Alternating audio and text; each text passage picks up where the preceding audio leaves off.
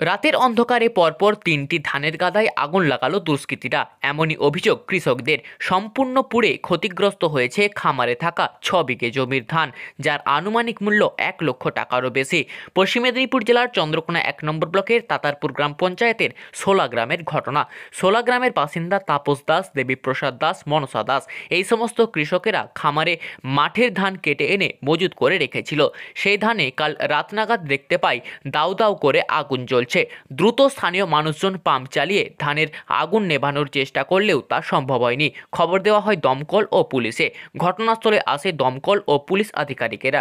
ক্ষতিগ্রস্ত কৃষকেরা চাইছে পুলিশ অবিলম্বে তদন্ত করে অভিযুক্তদের গ্রেপ্তার করুক। চরম দুশ্চিন্তায় পড়েছে অসহায় কৃষক পরিবারগুলি।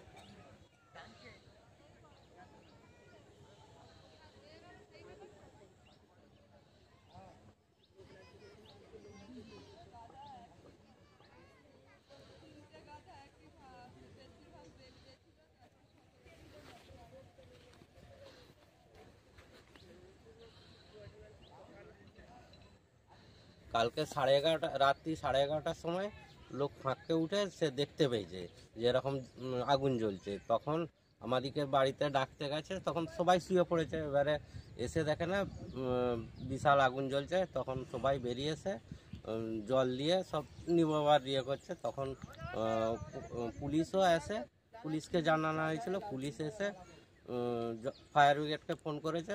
ফায়ার ব্রিগেড যখনকে এসছে তখন আমাদের প্রায় নিমোনা হয়েই গেছে।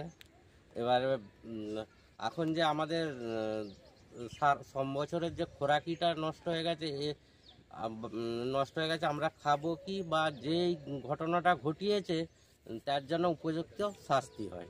কে করেছে বা কারা করেছে জানেন কিছু? না না, সেইটা তো বলতে পারছি না।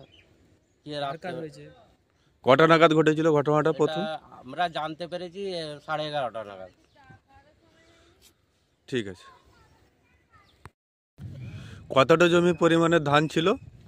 আমার ধান ছিল, আমার নাম হচ্ছে দেবী দাস, আমার ধান ছিল 3 বিঘে জমি। আর এই যে তাপস দাস, ওর ছিল 2.5 বিঘে জমি। আর মনসা দাসের ছেলে, ওর ধান ছিল 1.5 বিঘে জমি, প্রায় 2 বিঘের কাছাকাছি জমির ধান ছিল। কোন জায়গা? বলে দিবি।